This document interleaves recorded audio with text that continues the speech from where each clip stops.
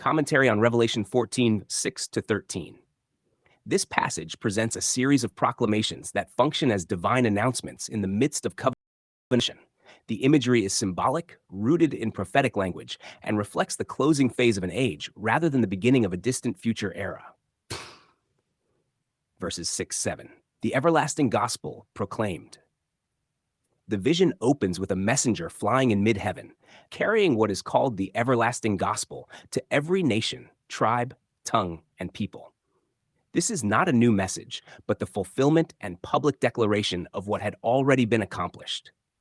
The language echoes the expansion of the message throughout the known world of the first century.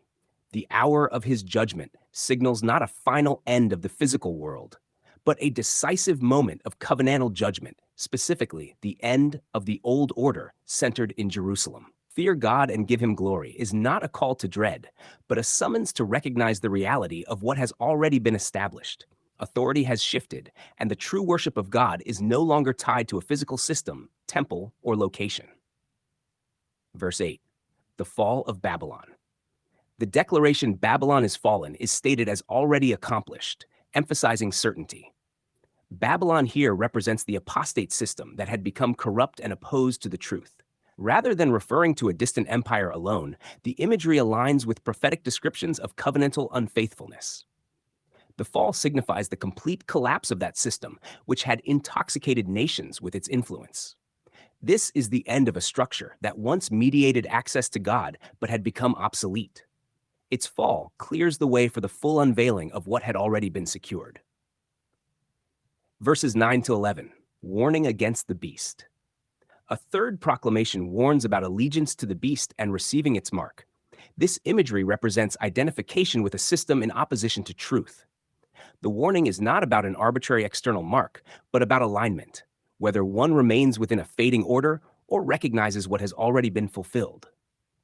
The language of torment, fire, and smoke rising forever and ever reflects prophetic judgment language, often used in the Hebrew scriptures to describe irreversible destruction. It emphasizes the permanence of the system's downfall, rather than ongoing individual suffering in a literal sense.